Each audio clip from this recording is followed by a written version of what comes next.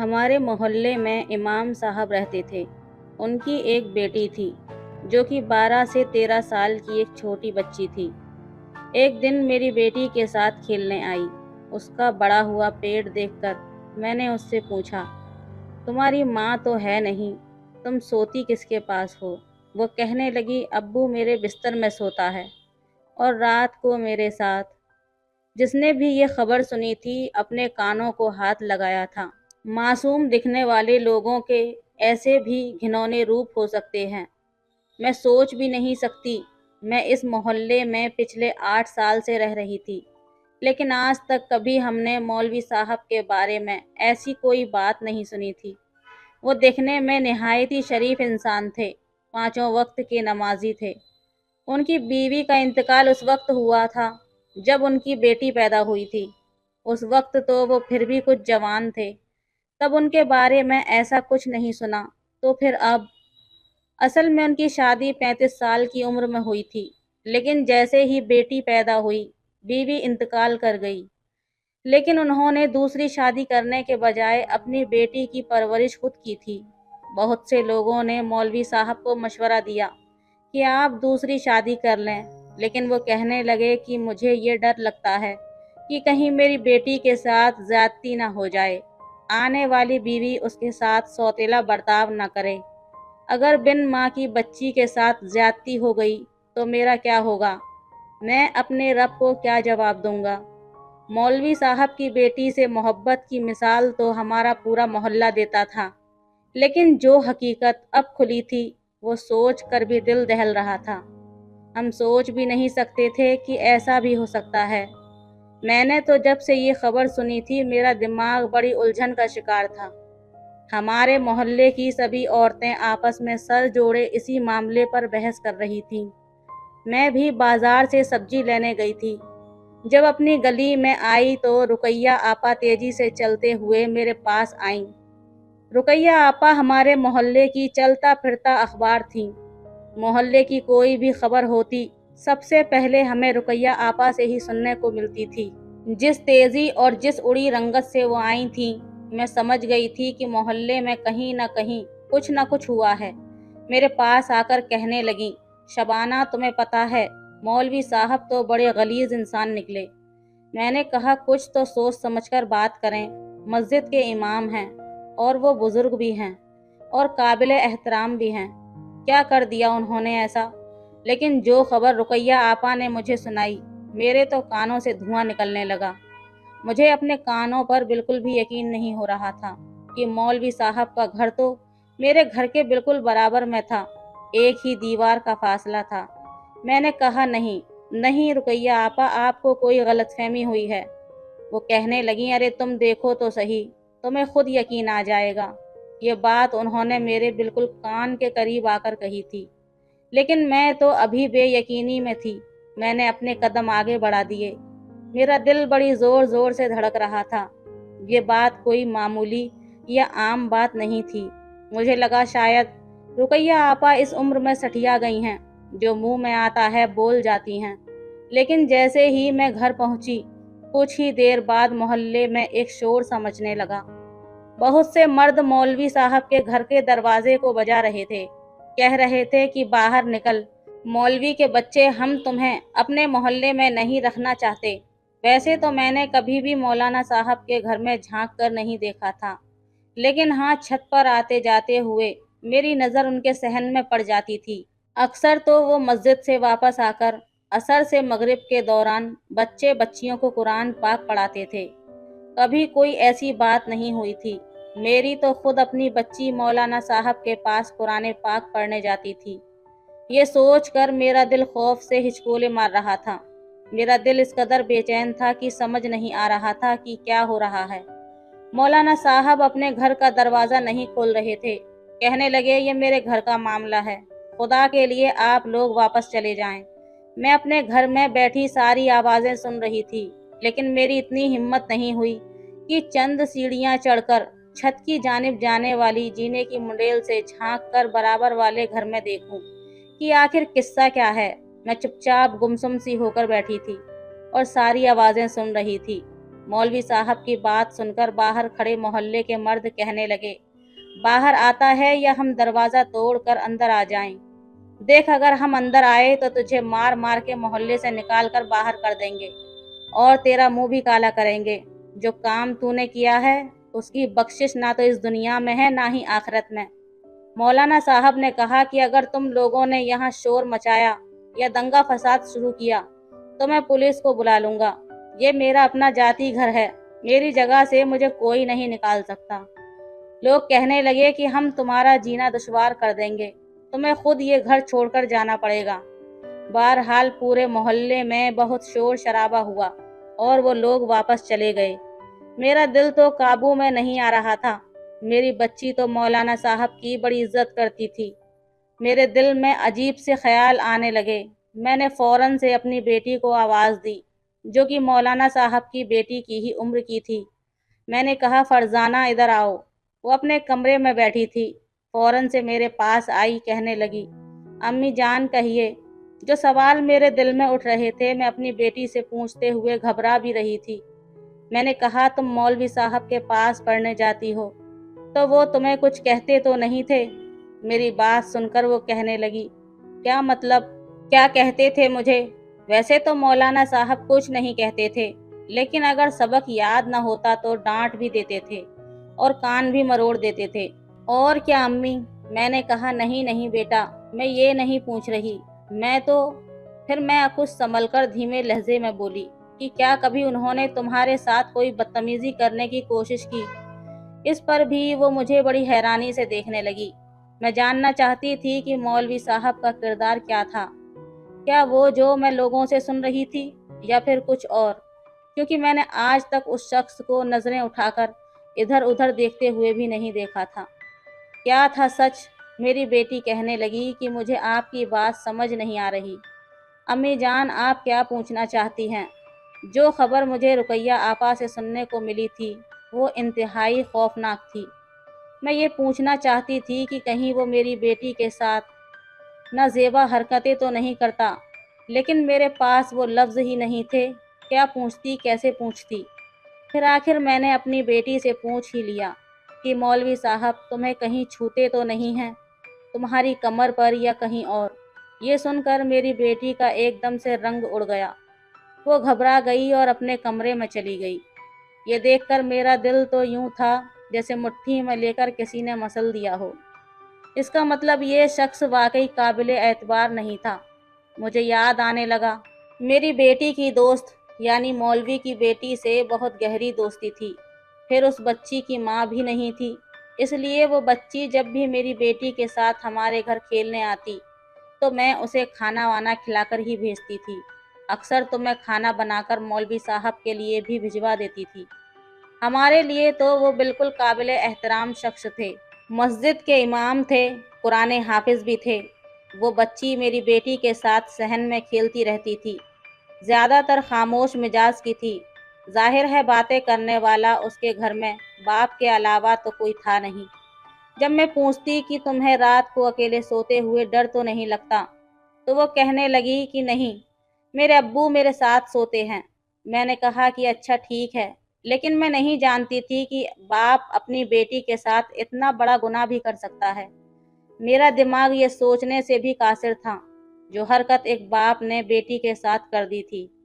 मेरी आंखों के सामने मौलवी साहब की बेटी का चेहरा नजर आने लगा। फिर मुझे ये भी याद आने लगा कि पिछले महीने से रुबीना बिल्कुल भी मेरी बेटी फरजाना से मिलने नहीं आ रही थी, ना ही उसके साथ खेलती थी। मैंने अपनी बेटी फरजाना से कई बार पूछा कि रुबीना को क्या हुआ है, अब क्यों नहीं आती? पहले तो रोज आती थी। वो कहने लगी, अम्मी पता नहीं उसे क्या हुआ है, उसकी तबीयत ठीक नहीं रहती, उसका मैदा खराब हो गया है, उसे उल्टियाँ बहुत आती हैं, हर वक्त निढाल पड़ी रहती है।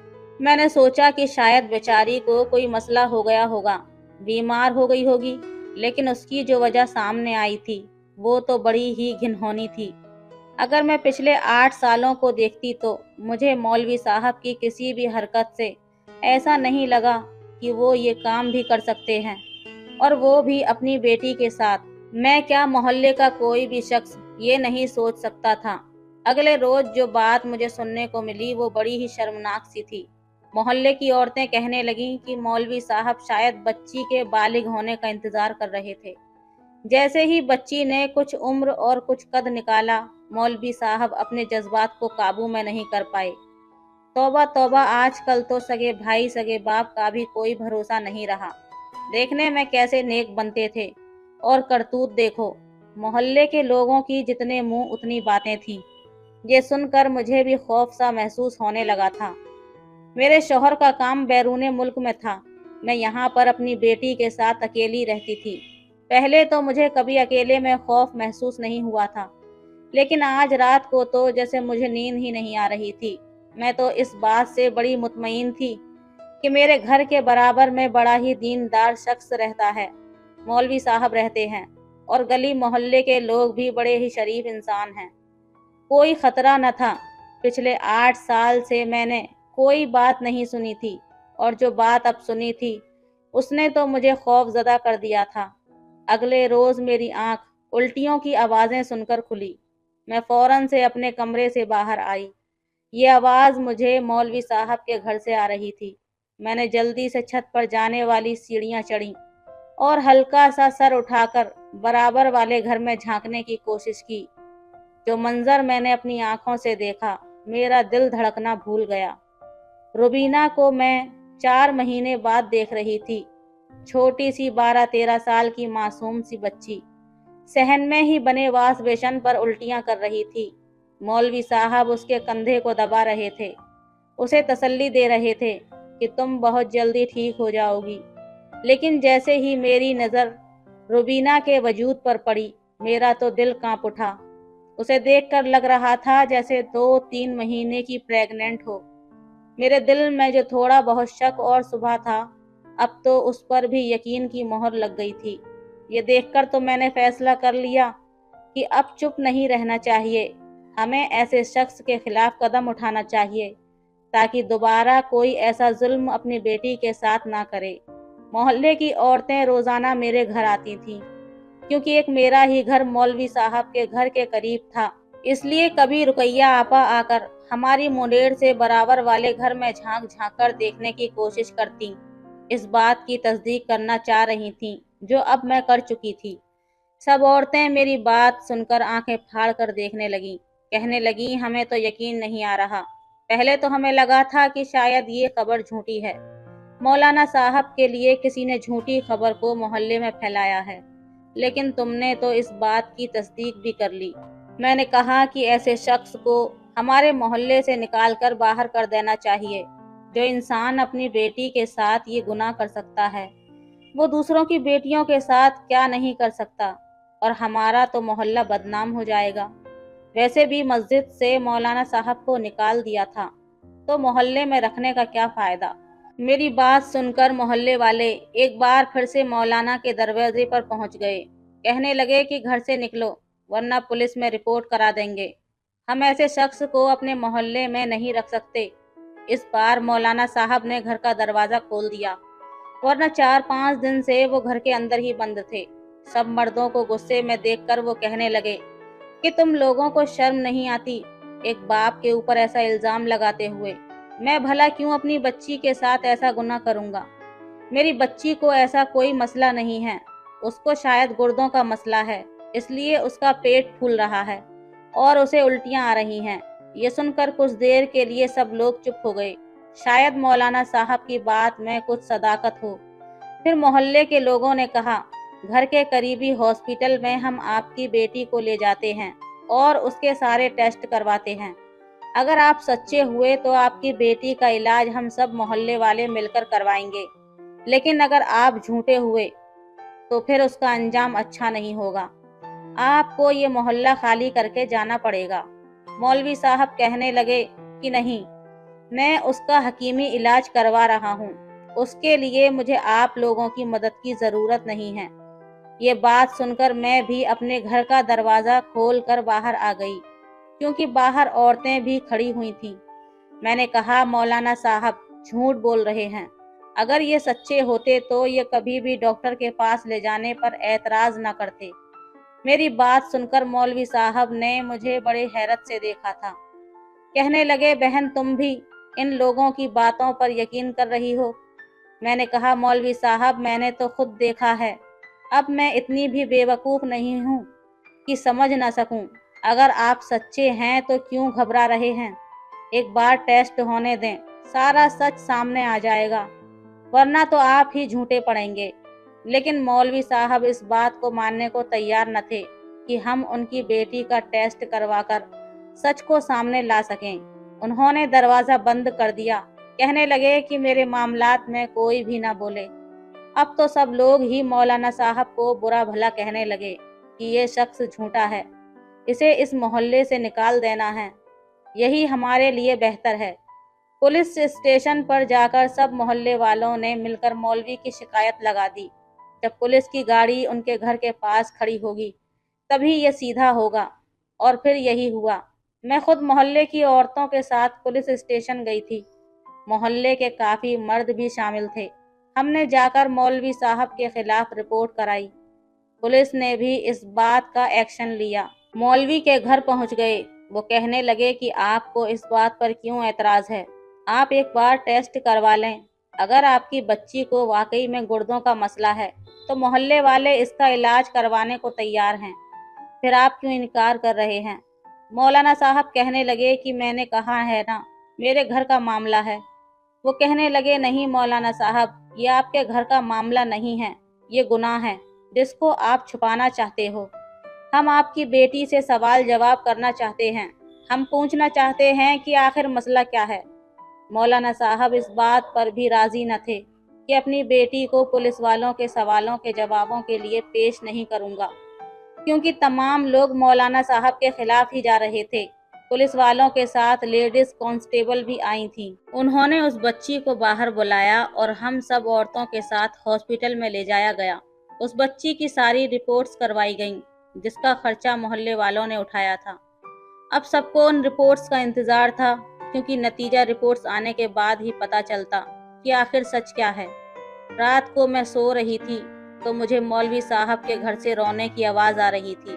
मैंने ज़रा सा झांक कर देखा तो मौलवी साहब जा नमाज पर बैठकर गिड़गिड़ाकर रो रहे थे। शायद अपने गुनाहों की माफ़ी मांग रहे थे कि उनके गुनाहों पर पर्दा पड़ जाए। लेकिन सच को कौन टाल सकता है? चंद दिन बाद ही उस बच्ची की रिपोर्ट भी आ गई। रिपोर्ट्स मौलाना साहब के खिलाफ थीं। उनसे साबित हो गया था कि बच्ची प्रेग्नेंट है, उसे गुर्दों का कोई मर्ज नहीं है। अब तो मौलाना साहब को धक्के देकर मोहल्ले से बाहर कर दिया था। लेकिन चंद दिन बाद जो खबर सुनने को मिली वो बहुत ही अजीबोगरीब थी। मौलवी साहब अपनी बेटी को लेकर उस मोहल्ले से निकल गए और एक सुनसान सी जगह पर उन्होंने अपनी बेटी के सामने खुदकुशी कर ली। एक मौलवी होकर एक हराम मौत का मर जाना हम सबके लिए हैरान कुन था। एक तो गुनाह किया और ऊपर से बदनामी। अब तो सब मौलाना साहब को बुरा भला कहने लगे। उनकी बच्ची बहुत ज़्यादा बीमार थी। उसे हॉस्पिटल में एडमिट करवा दिया गया। उसे बार बार दौरे पड़ रहे थे। लेकिन अजीब बात यह थी कि वो बार बार अपने बाप का ही नाम ले रही थी, उनको याद कर करके रो रही थी। जब हम उससे पूछते कि आखिर मसला क्या है तो वो कुछ भी नहीं कहती, चुप हो जाती। कहती कि मेरे बाप ने मुझे सच बताने से मना किया है और मैं सच जानती भी नहीं हूँ। मुझे कुछ नहीं पता कि मेरे साथ गुनाह करने वाला कौन था, लेकिन मैं ये जानती हूँ कि मेरा बाप एक दीनदार और निहायती शरीफ इंसान था। वो मेरे साथ ऐसा गुनाह कर ही नहीं सकता। हमने कहा कि सारे सबूत तुम्हारे बाप के खिलाफ जा रहे हैं और तुम भी यही कह रही हो कि तुम्हें नहीं मालूम कि तुम्हारे साथ गुनाह करने वाला कौन था।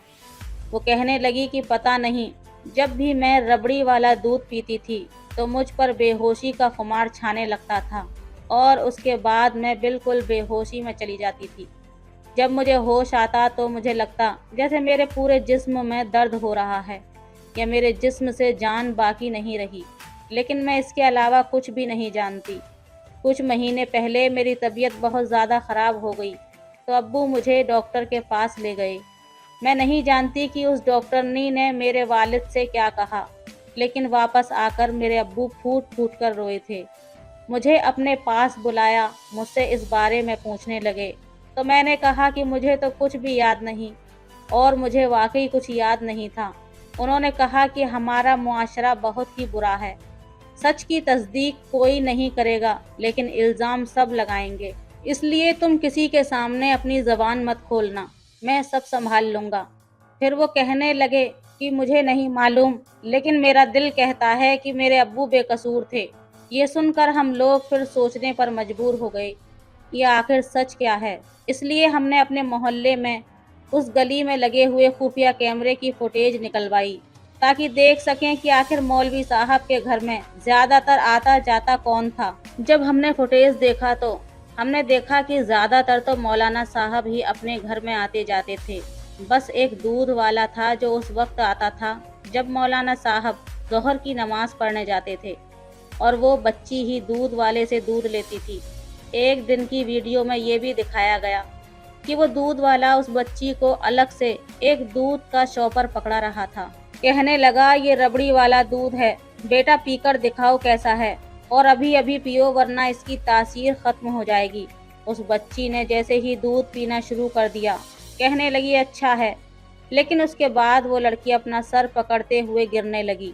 दूध वाले ने उसे गिरने से बचाया था क्योंकि वो बच्ची बेहोशी हो चुकी थी, और दूध वाला भी उनके घर के अंदर जाकर दरवाज़ा बंद करने लगा था। ये वीडियो देखकर तो हमारे होश उड़ गए। हमने एक शरीफ इंसान पर बहुत घटिया इल्ज़ाम लगाकर उसे इतना बदनाम कर दिया कि उसने मौत को गले लगा लिया। हमारा मुआशरा ऐसा ही है कि सच नहीं सुनता, न जानने की कोशिश करता है। शरीफ लोग अपनी इज्जत से डरते हैं कि अगर वो तस्दीक करवाएंगे तो बदनामी उनकी बच्चियों की हो जाएगी, इसलिए ऐसे वाक़यात पर खामोशी इख्तियार कर ली जाती है। लेकिन जब बच्चियां हामला हो जाती हैं तो ये इल्ज़ाम उनके किरदार पर लगा दिया जाता है। पर मौलवी साहब निहायती शरीफ इंसान थे। उनका ताल्लुक सिर्फ मस्जिद और अपने घर से था, इसलिए अपनी इज्जत की खातिर उन्होंने चुप्पी साध ली थी। लेकिन उनकी बच्ची को किसी ने ऐसी हालत में देखकर उन्हीं को बुरा भला कहना शुरू कर दिया। वो बच्ची कहने लगी कि मेरे वालिद मुझे हर वक्त कमरे में बंद रखते थे ताकि मैं इस अजाब से निजात पा सकूं, और जब वो बच्चा पैदा हो जाता तो मेरे अब्बा उस बच्चे को बे औलाद माँ बाप को दे देते। लेकिन एक दिन रुकैया आपा ने मुझे देख लिया और फिर मेरी बदनामी करनी शुरू कर दी। मेरे बाप को बुरा भला कहना शुरू कर दिया। वो दूध वाला पकड़ा जा चुका था। पुलिस के 2-4 डंडों पर उसने अपना जुर्म कबूल कर लिया था। लेकिन मौलाना साहब का क्या उनकी खुदकुशी के जिम्मेदार हम लोग नहीं हैं? उनका कसूरवार कौन है? आप अपनी राय ज़रूर बताइए। तो दोस्तों, ये थी आज की वीडियो। कहानी कैसी लगी हमें कमेंट करके ज़रूर बताएं। वीडियो अच्छी लगे तो लाइक करें, शेयर करें, सब्सक्राइब करें। धन्यवाद। धन्यवाद। सुहागरात को मेरी सास सफ़ेद चादर लेकर कमरे में आ गई। मैंने कहा, ये क्या है? तो कहने लगी, हमारे यहाँ ये रस्म है, दुल्हन की पाकीज़गी जानने के लिए सफ़ेद चादर बिछाते हैं। सुबह जब इस पर लाल निशान दिखेंगे तो हमारी तसल्ली हो जाएगी। मैं परेशान हो गई कि अब मैं क्या करूं, क्योंकि मैं जानती थी कि चादर पर लाल निशान नहीं पड़ सकते, क्योंकि मैं तो अपनी वर्जिनिटी पहले ही अपने बॉयफ्रेंड को मैं दुल्हन बनकर बड़े चाव से अब्दुल वाहिद के घर आई थी।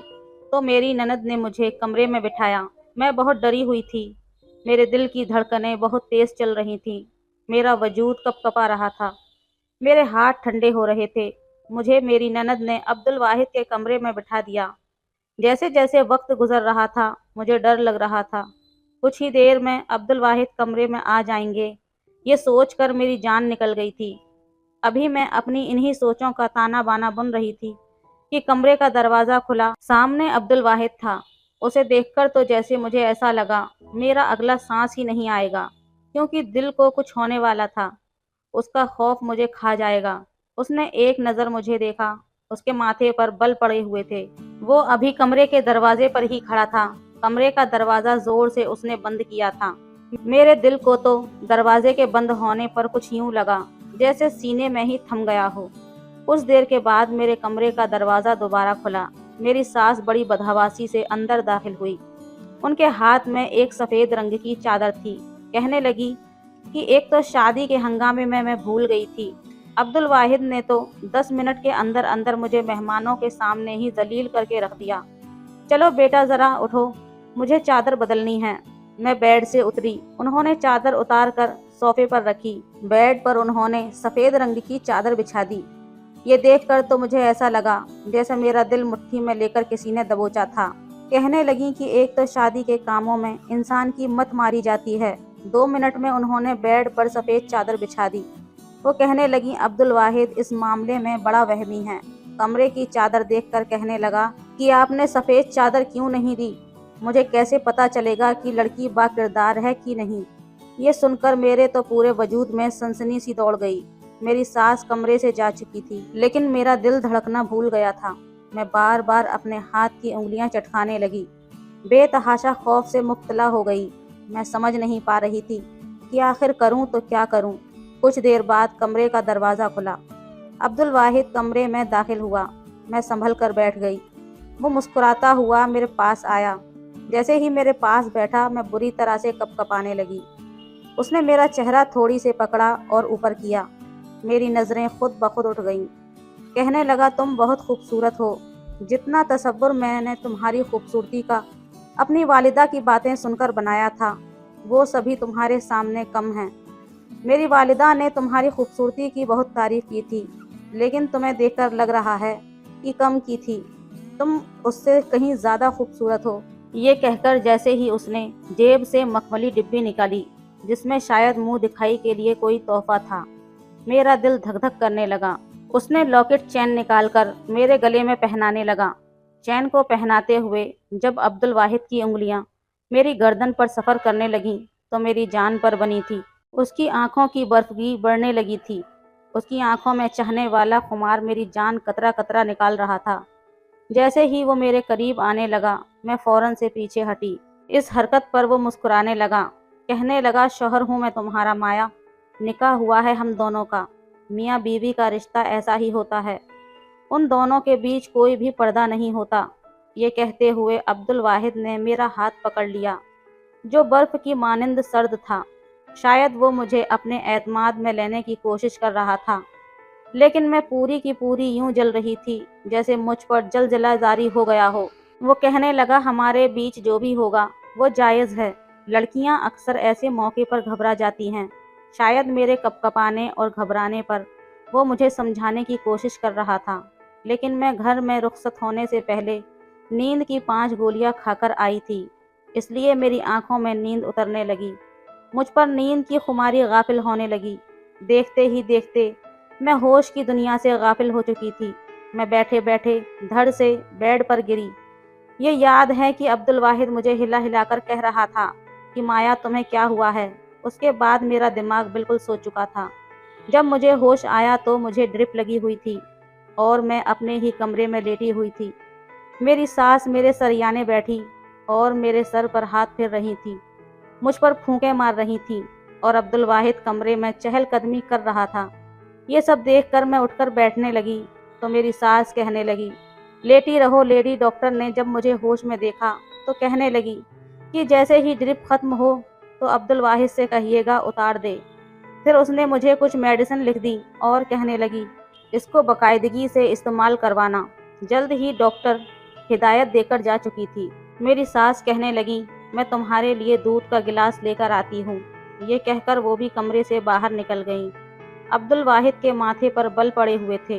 गुस्से से कमरे में चक्कर काट रहा था। मैं अभी तक उरूसी लिबास में थी, लेकिन उसने सफ़ेद शलवार कमीज़ पहन रखी थी।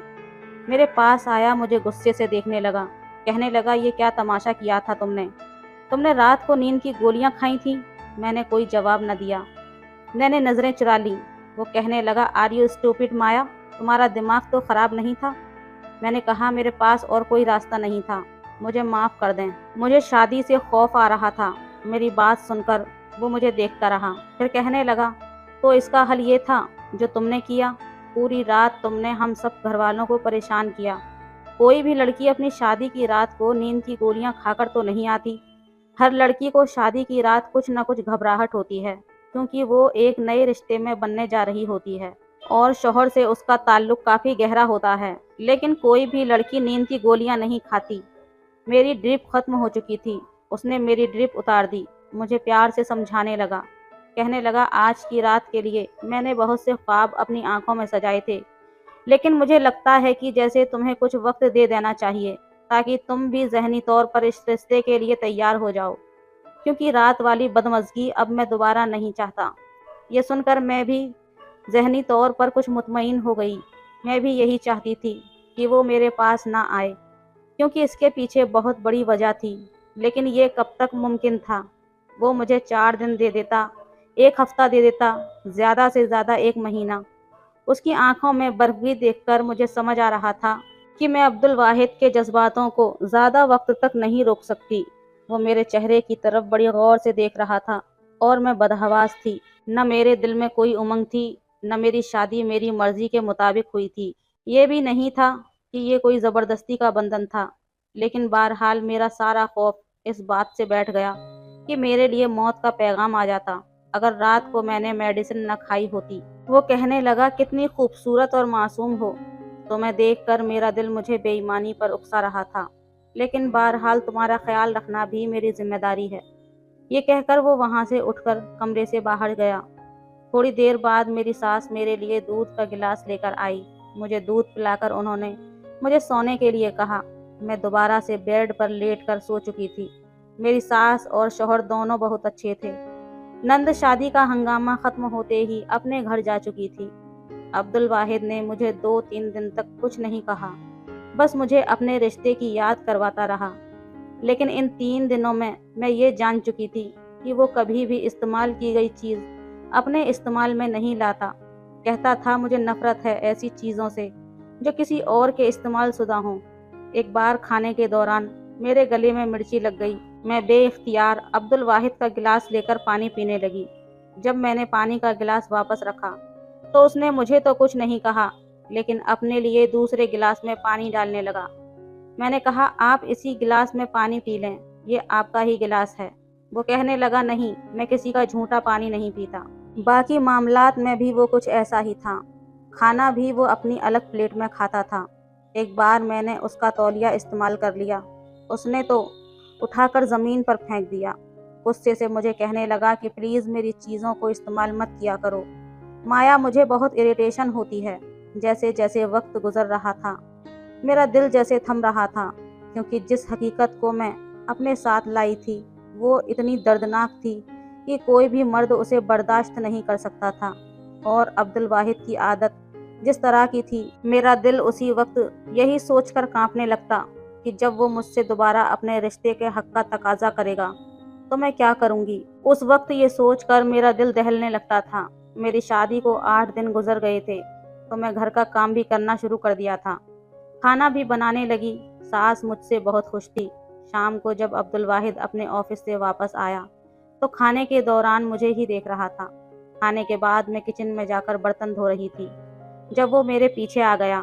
کہنے لگا بہت ظالم ہو، 10 دن گزر گئے ہیں ہماری شادی کو، لیکن تم نے میرے بارے میں ابھی تک نہیں سوچا۔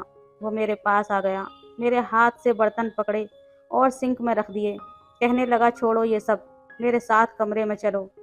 ہاتھ تھام کر وہ مجھے کمرے میں لے جانے لگا۔ کمرے کا دروازہ بند کر کے اس نے کنڈی لگا دی اور میں یوں تھی کہ جیسے تھر تھر کانپنے لگی۔ میرا پورا وجود لرز رہا تھا، میری دھڑکنیں بری طرح سے چل رہی تھیں، مجھے گھٹن کا احساس ہو رہا تھا، میری حالت خراب ہونے لگی، چہرے کی رنگت بھی پھیکی پڑنے لگی۔ میری بدحواسی کو دیکھ کر اس نے مجھے بیڈ پر بٹھایا۔ مسئلہ کیا ہے تمہارے ساتھ؟ ایسا تو کوئی لڑکی نہیں کرتی جیسا تم کر رہی ہو۔ ویسے تو تم ٹھیک ٹھاک رہتی ہو، میری والدہ کے ساتھ بھی باتیں کرتی ہو، گھر کے سبھی کام کر رہی ہو، سب کچھ کر رہی ہو، لیکن تمہیں میرا احساس نہیں ہے۔ جب بھی میں تمہارے قریب آنے کی کوشش کرتا ہوں تم بری طریقے سے کانپنے لگتی ہو۔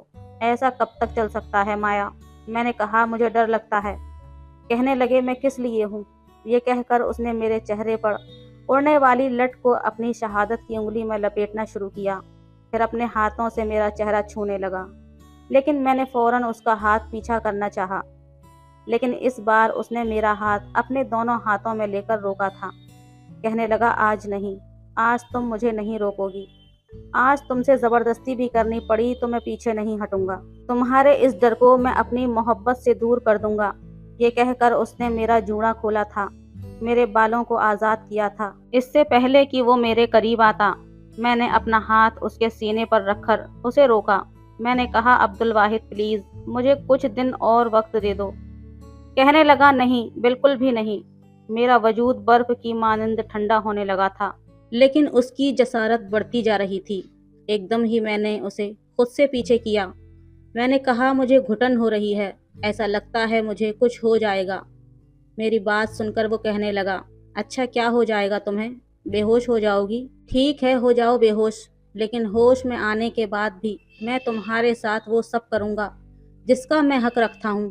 میں رونے لگی، اسے خود سے دور کرنے لگی۔ میری حالت اور بھی زیادہ بگڑنے لگی، لیکن وہ شخص مجھے چھوڑنے پر تیار نہ تھا۔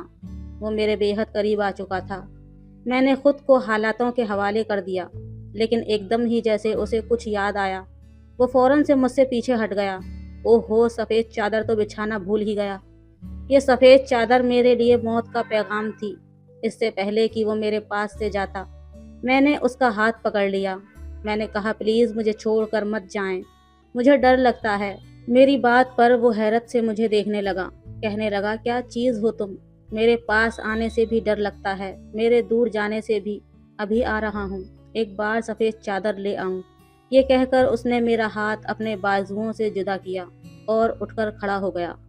الماری میں سفید چادر ڈھونڈنے لگا، لیکن وہ چادر تو میں چھپا چکی تھی۔ کافی دیر وہ اس چادر کو ڈھونڈنے لگا، لیکن جب نہیں ملی تو اس نے ٹھنڈی آہ بھری تھی اور الماری بند کر دی۔ واپس آ کر بیٹھ گیا، کہنے لگا، سفید چادر نے آج تمہاری جان بخشی کروا دی ہے۔ یہ سن کر میں چپ سی ہو گئی۔ میں نے کہا، کیا مطلب؟ کہنے لگا، میرے مزاج کو تم اچھی طرح سے سمجھ چکی ہوگی۔ مجھے یہ کہنا اچھا تو نہیں لگ رہا، لیکن پھر بھی جیسے کہ آج کل کا ماحول ہے، احتیاط ضروری ہوتی ہے۔ میں نہیں چاہتا کہ مجھے ایسی لڑکی ملے جو پہلے سے اپنی عزت گنوا چکی ہو۔ یہ کہہ کر اس نے اپنی سائٹ لیمپ آف کر دی اور سو گیا، لیکن میری تو جیسے آنکھوں سے نیند غائب ہو چکی تھی۔ میں نے بہت کوشش کی کہ میں سو جاؤں، لیکن مجھے نیند نہیں آئی۔ اگلے روز عبدالواحد مجھ سے کہنے لگا کہ اس کا دوست بیرون ملک گیا تھا، ابھی واپس آیا ہے، ابھی اسے پتہ چلا ہے کہ میری شادی ہوئی ہے، اس لیے کہہ رہا تھا کہ مجھے اپنی شادی کی ٹریٹ دے۔ یہ کہہ کر وہ مسکرانے لگا، کہنے لگا، اسے چائے پر بلانا ہے، تم چائے کا اچھا سا انتظام کر لینا۔ میں نے کہا، جی ٹھیک ہے۔ میں نے کافی ڈشز بنائیں۔ چائے عبدالواحد نے اپنے دوست کے سامنے رکھی، لیکن مجھے بھی اندر بلانے لگا۔ کہنے لگا، وہ تم سے ملنا چاہتا ہے۔ میں نے کہا، میں کیوں کسی اجنبی سے ملوں؟ وہ آپ کا دوست ہے۔ وہ کہنے لگا، یہ میرا بہت ہی بیسٹ فرینڈ ہے، اس لیے تمہیں اسے اجنبی کہنے کی کوئی ضرورت نہیں، بہت ہی شریف لڑکا ہے۔ اس نے میرا ہاتھ پکڑا اور مجھے ڈرائنگ روم میں لے گیا، لیکن جیسے ہی میں نے سامنے اس نوجوان کو دیکھا تو میرے ہوش اڑ گئے۔ مجھے دیکھ کر تو حواس وہ بھی کھو بیٹھا تھا۔ فوراً سے کھڑا ہو گیا۔ میرا شوہر کہنے لگا، عمران یہ میری بیوی ہے مایا، اور مایا یہ میرا بیسٹ فرینڈ ہے۔ میرے لیے اس کی کوئی بھی بات چھپی ہوئی نہیں ہے۔ میں اس کمرے سے باہر جانا چاہتی تھی، لیکن عبدالواحد کے ہاتھ سے میں ہاتھ چاہ کر بھی نہیں چھڑا پائی۔ سامنے کھڑا شخص میرے لیے جان لیوا تھا، بلکہ میرے خوف کی اصل وجہ وہی شخص تھا جو مجھے شکوہ بھری نظروں سے دیکھ رہا تھا۔ میں نے کہا، عبدالواحد مجھے باہر جانا ہے۔ میں نے بمشکل ہی صحیح لیکن اپنا ہاتھ چھڑایا اور کمرے سے باہر چلی گئی۔ میں سیدھا اپنے کمرے میں گئی اور پھوٹ پھوٹ کر رونے لگی۔ یہ کیسی تلخ حقیقت تھی۔ میں بھول جانا چاہتی تھی سب کچھ، لیکن قسمت کو شاید کچھ اور ہی منظور تھا۔ عمران سے میری ملاقات ایک فیسٹیول میں ہوئی تھی۔ ہم دونوں ایک ہی کتاب لینا چاہتے تھے، اور اتفاق یہ تھا کہ وہ کتاب بس ایک ہی تھی جس پر ہماری بحث ہوئی۔ لیکن پھر عمران نے مجھے وہ کتاب اپنا فون نمبر اور نام لکھ کر دے دی۔ جب میں نے گھر آ کر دیکھا تو اس کا نام اور فون نمبر لکھا تھا۔ کافی خوش شکل نوجوان تھا، اور ان دنوں میں بھی دوستوں سے ان کے بوائے فرینڈ کے قصے سن سن کر بڑی متاثر ہوتی تھی۔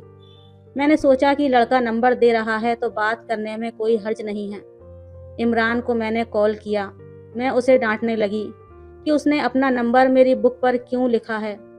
یہیں سے ہماری باتوں کا سلسلہ شروع ہوا، جو بڑھتے بڑھتے بہت آگے تک چلا گیا۔ مجھے عمران سے محبت ہو گئی، اور وہ بھی کرتا تھا۔ پہلے پہل تو ہمارے درمیان گفتگو ہوتی تھی، لیکن آہستہ آہستہ وہ میری تعریف کرنے لگا، کہنے لگا کہ میں پہلی ہی نظر میں اسے اچھی لگنے لگی تھی اور جان بوجھ کر اس نے مجھ سے بحث شروع کی تھی۔ اسی کتاب سے نہ تو اسے کوئی دلچسپی تھی، بس مجھ سے تھی، اس لیے اس نے اپنا نمبر لکھ کر دیا تھا۔ میرا ارادہ اس سے صرف دوستی کرنا تھا، جیسے کہ میری دوستوں نے کر رکھی تھی، لیکن میں نہیں جانتی تھی کہ یہ دوستی محبت میں بدل جائے گی اور وہ مجھے بے حد عزیز ہو جائے گا۔ 6 مہینے میں ہی ہمارا یہ حال تھا کہ ہم ایک دوسرے کے بغیر نہیں رہ سکتے تھے۔ ہمارا کسی بات پر کوئی پردہ نہیں رہا تھا، ہم ایک دوسرے سے ہر قسم کی بات شیئر کرنے لگے تھے، وہ بھی جو ہمیں نہیں کرنی چاہیے تھی۔ شیطان جب انسان پر حاوی ہونے لگتا ہے تو اس کی عقل مر جاتی ہے۔ ہمارے ساتھ بھی ایسا ہی ہوا تھا۔ ایک بار عمران نے مجھے باہر ملنے کے لیے کہا کہ مجھے ملے، بنا چین نہیں آئے گا۔ میرا اپنا بھی یہی حال تھا، اب باتوں سے تسلی نہیں ہوتی تھی۔ میں نے سوچا کہ ایک ملاقات کر لینی چاہیے۔ میں اس سے ملنے کے لیے چلی گئی۔ ایک دوسرے کو دیکھ کر ہمارے دل کے جذبات ابھرنے لگے، بے قابو ہونے لگے۔ ملاقاتوں کا سلسلہ جاری ہو گیا اور پھر ایک بار وہ سب ہوا جو نہیں ہونا چاہیے تھا۔ میں نکلی تو کالج کے لیے تھی، لیکن اصل مقصد عمران سے ملاقات کرنا تھا۔ اسے یہ کہنا تھا کہ وہ اپنے گھر والوں کو رشتے کے لیے بھیجے۔ وہ بھی یہی چاہتا تھا، لیکن کہنے لگا کہ وہ اپنے بڑے بھائی کے پاس جا رہا ہے، 3 سال بعد واپس لوٹے گا اور تب ہی ہمارا رشتہ مانگ سکتا ہے۔ 3 سال میں وہ ٹھیک ٹھاک سیٹل ہو جائے گا تو میرے گھر والوں کو بھی اس رشتے پر اعتراض نہیں ہوگا۔ یہ سن کر میری آنکھوں میں آنسو بہنے لگے۔ میں نے کہا، عمران، میں 3 سال تک کیسے گزاروں گی تمہارے بغیر؟ میں تو مر جاؤں گی۔ آنکھیں تو اس کی بھی نم تھیں۔ پتہ ہی نہیں چلا کہ میں اس کے قریب ہو گئی، اس کے کندھے پر سر رکھ کر رونے لگی۔ ہم لوگ اس وقت ایک پارک میں موجود تھے جہاں رش نہ ہونے کے برابر تھا۔ صبح صبح کا وقت تھا، میں اور عمران تھے۔ میرے یوں رونے پر وہ بوکھلا گیا، میرا سر ہلا کر تسلی دینے لگا، کہنے لگا، تم دل برا مت کرو، لیکن یہ تو تمہیں سہنا ہی پڑے گا، ورنہ تمہارے والدین کبھی بھی میری چھوٹی موٹی نوکری پر تمہارا رشتہ مجھ سے تو نہیں کریں گے۔ میں اس کے ساتھ لگ کر روئے جا رہی تھی۔ پتہ نہیں کب عمران پر بے خودی سی چھانے لگی۔ وہ مجھے اپنے ایک دوست کے گھر لے آیا جو بالکل خالی تھا۔ خالی گھر دیکھ کر پہلے تو میں گھبرا رہی تھی، لیکن مجھے عمران پر بھروسہ تھا۔ وہ مجھے ایک کمرے میں لے گیا، کہنے لگا، میں تمہارے بغیر وہاں پر کیسے جاؤں گا؟ مجھے ایک یادگار ملاقات دے دو تاکہ میں وہاں پر جب بھی اداس ہو جاؤں تو میں تمہیں یاد کروں۔ یہ سن کر پہلے تو میں نے انکار کیا، لیکن اس کی محبت کے سامنے میں بے بس تھی، اس لیے زیادہ اعتراض نہیں کر پائی۔ اس دن ہم دونوں نے ساری حدیں پار کی، ہمیں خود ہی اندازہ نہیں ہوا۔ وہ ایک ملاقات میری زندگی بھر کا روگ بن گئی۔ جب ہوش آیا تو میں اپنا سب کچھ کھو بیٹھی تھی، اس لیے روئے جا رہی تھی۔ وہ کہنے لگا، میں تم سے کبھی بھی بے وفائی نہیں کروں گا۔ میں نے کہا، مجھے ڈر لگ رہا ہے، دیر ہو گئی تو میں کیا کروں گی؟ کہنے لگا، نہیں ہوگی دیر، ابھی تم صرف انٹر میں ہو، جب تک تمہاری پڑھائی مکمل ہوگی میں واپس آ جاؤں گا، بلکہ اس سے پہلے ہی آ جاؤں گا، بس تم شادی مت کرنا۔ میں نے پہلے 3 سال تک اس کا انتظار کیا تھا، لیکن وہ نہیں آیا۔ پہل تو وہ مجھے دبئی سے کال پر بات کیا کرتا تھا، لیکن پھر اس کی کال آنی بند ہو گئی، اس کا فون بند جانے لگا۔ میں نے بہت رابطہ کرنے کی کوشش کی، لیکن رابطہ نہیں ہوا۔ 4 سال میں نے اس کا انتظار کیا، لیکن وہ نہیں آیا۔ میرے رشتے آنے لگے تھے، میں کبھی کوئی بہانہ کرتی، کبھی کوئی، لیکن عبدالواحد کے رشتے میں کوئی بھی ایسی بات نہ تھی کہ میں انکار کر سکتی۔ وہ خوبصورت تھا، ہینڈسم تھا، ہر لحاظ سے اچھا تھا، میں انکار نہیں کر سکتی تھی۔ میرے والدین میری اس سے شادی کروانا چاہتے تھے، اس لیے میری شادی عبدالواحد سے ہو گئی۔ لیکن جیسے ہی سفید چادر بچھائی گئی، میں عجیب کشمکش میں گھر گئی، کیونکہ وہ جان جاتا کہ میں با کردار نہیں ہوں۔ اب تو عمران میرے سامنے آ کر کھڑا ہو گیا تھا۔ وہ کیوں آیا تھا جب 3 سال تک کہہ کر 4 سال میں بھی نہیں آیا تھا؟ تو کیوں میری زندگی برباد کرنے آ گیا تھا؟ میں تو پہلے ہی بڑی مشکل سے اپنی زندگی گزار رہی تھی۔ میرا شوہر بغیر سفید چادر کے مجھے اپنانے کے لیے تیار نہ تھا۔ اسے میری پاکیزگی کا ثبوت چاہیے تھا، جو میں کھو چکی تھی۔ شام سے رات ہو گئی، عبدالواحد کمرے میں آیا، مجھے روتے دیکھ کر پوچھنے لگا۔ میں نے کہا، میرے سر میں بہت درد ہے۔ وہ کہنے لگا، چلو ڈاکٹر کے پاس لے جاتا ہوں۔ میں نے انکار کر دیا۔ मैंने कहा मैं मेडिसिन खा चुकी हूँ, कुछ देर में आराम हो जाएगा। कहने लगा इमरान मेरा बहुत ही गहरा दोस्त है। मैं चाहता था कि तुम भी हमारे साथ बैठकर बातें करती, लेकिन तुम तो वहाँ रुकी ही नहीं। मैंने कहा मेरे सर में बहुत ज़्यादा दर्द था, इसलिए मैं वापस कमरे में आ गई। वो कहने लगा कि मेरे दोस्त के साथ बहुत बुरा हुआ है। मैंने कहा क्या बुरा हुआ है? अब्दुल वाहिद कहने लगा कि इमरान एक लड़की से मोहब्बत करता था, बेतहाशा उसे चाहता था, उसकी खातिर बैरूने मुल्क भी चला गया था। लेकिन वहाँ 1 साल के बाद उसका एक्सीडेंट हो गया, जिसमें उसकी एक टांग ज़ाया हो गई। अभी भी वो स्टिक से चलता है। उस एक्सीडेंट में उसका मोबाइल तक टूट गया था, इसलिए उस लड़की से उसका दोबारा राब्ता नहीं हुआ। जिस कंपनी में उसे नौकरी मिली थी, उन्होंने ही उसका इलाज भी करवाया, लेकिन उसे 4 साल का पाबंद कर लिया कि जैसे ही वो ठीक होगा दोबारा से नौकरी ज्वाइन करेगा और 4 साल तक वापस इंडिया नहीं जाएगा। उस लड़की से वो चाहकर भी कोई राब्ता नहीं कर पाया, क्योंकि उसका नंबर उसी फ़ोन में सेव था जो टूट चुका था। अब वापस आया है तो उसे पता चला है कि उस लड़की की शादी हो चुकी है। उस लड़की ने उसके साथ बेवफाई की है। इसका इंतज़ार तक नहीं किया, बस यही बताने आया था। फिर कहने लगा तुम्हें पता है मैं शादी की रात सफ़ेद चादर क्यों रखना चाहता था? मैंने पूछा कि क्यों? वो कहने लगा उस लड़की ने मोहब्बत में मेरे दोस्त को अपनी इज्जत देने से भी गुरेज नहीं किया था, और अब किसी और के साथ शादी करके मुतमईन ज़िंदगी गुजार रही है। ऐसी बहुत सी लड़कियों के बारे में मैंने सुन रखा है, जो शादी से पहले अय्याशियाँ करती हैं और शौहर को खबर तक नहीं होती कि उसके साथ ज़िंदगी गुजारने वाली लड़की बाकिरदार है भी या नहीं। मैं अब्दुल वाहिद की बात सुनकर रोने लगी। वो कहने लगा क्या हुआ, तुम क्यों रो रही हो? मैंने उसके सामने हाथ जोड़ दिए। मैंने कहा मुझे माफ़ कर दो, मैंने बहुत बड़ा गुनाह किया है। मैं तुमसे झूठ बोलकर ज़िंदगी नहीं गुजार सकती। मैंने सब कुछ अब्दुल वाहिद को सच सच बता दिया। वो हैरत से मुझे देख रहा था। मैंने कहा मैं तुम्हारे काबिल नहीं हूँ। मैंने इमरान से मोहब्बत की थी, लेकिन पता नहीं था कि यूँ गुनाह कर बैठूंगी। मैंने 3 साल उसका इंतज़ार किया था। मुझे लगा उसने बेवफाई की है। मैं नहीं जानती थी कि उसके साथ हादसा पेश आया है। शादी के बाद मुझे यही खौफ था कि तुम जान जाओगे, तुम मुझे रखोगे नहीं, मुझे तलाक दे दोगे। इसलिए मैं चाहती थी कि मैं तुम्हें सच बता दूं, लेकिन तुम्हारी आदत को देखकर मैं खौफजदा हो गई थी। तुम इस्तेमाल शुदा चीज़ इस्तेमाल ही नहीं करते थे, फिर मुझे कैसे अपना सकते थे? लेकिन आज मैंने तुमसे अपनी हर बात कह दी है। चाहो तो मुझे माफ़ कर दो, चाहो तो सज़ा दे दो। मेरी बात सुनकर उसकी आंखें गुस्से से सुर्ख हो गईं। वो कहने लगा ये कैसी मोहब्बत थी तुम्हारी, जिसमें तुमने अपनी इज्जत गंवा दी?